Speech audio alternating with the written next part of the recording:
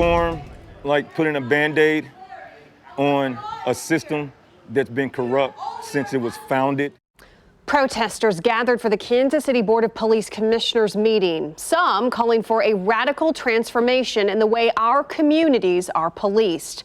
At 5 o'clock here, we told you about the 8 Can't Wait initiative, introducing 8 policies that some say would reduce deaths by police and save lives. The KCPD addressed all 8 points during the meeting today, but as our Abby Dodge explains, some are worried even those points won't go far enough.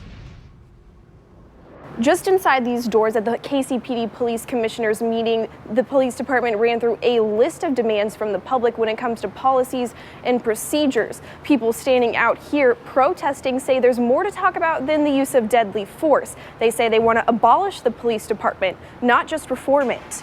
I feel like that is a way of us pandering our oppressors with preaching reform, when we are in a moment where we need total abolishment. Right now, the group wants Chief Rick Smith to resign. We asked Smith about these requests a few weeks ago. He says he has no plans to leave his job and was an active participant in the commissioners' meeting. KCPD says many of the tactics that went over today, like comprehensive reporting and officers' duty to intervene and de-escalation tactics, are already in practice at the department.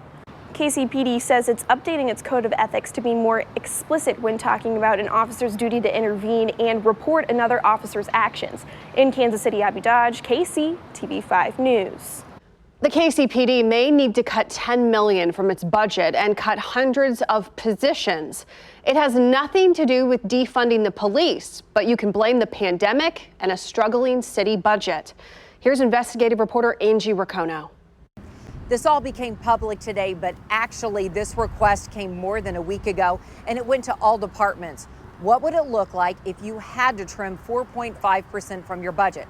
So today the police department responded that they would have to cut police officers and other civilian positions, hundreds of them.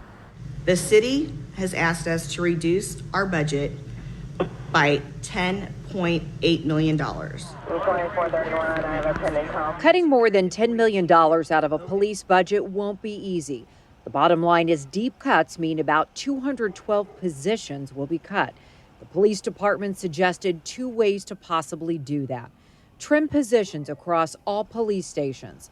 The second option is to close a station, and that would be either Center, East, or Metro Patrol. The city asked for it yesterday. It's clear members of the Police Board of Commissioners were troubled by all options. This is serious stuff. Yes. We're talking about, and so I'm very concerned about the impact this is going to have on our ability to provide services to this city that it needs. Mayor Quentin Lucas says all departments will need to review what cuts will look like for their departments, tweeting out, receiving questions on the ask by the city manager to all city departments, including PD, FD, Public Works, Housing, etc., to find 4.5% in cost savings due to tax revenue declines. These will be part of options presented late June to City Council on budget challenges post-COVID. Proposed cuts for police couldn't come at a more difficult time. The department logged a record amount of overtime at protest, and the police department is under heavy pressure to evolve and change policies, which includes body cameras. Body cameras were generously donated, but using those cameras comes with a price tag too. Tech support will be needed for a department now facing possible cuts. I appreciate and respect all this conversation that we're having. Today's meeting was held online, so comments poured in on Facebook. Wow, closing a station? What is going on? No more academics? Is this what y'all really want? If so, close East Patrol and watch what happens. Your budget is already absurd. You can handle the cut. Be more strategic with your money. Maybe our underfunded public schools can help you learn how to make tough decisions. We are already short on officers and have been for years. Now there will be longer response times.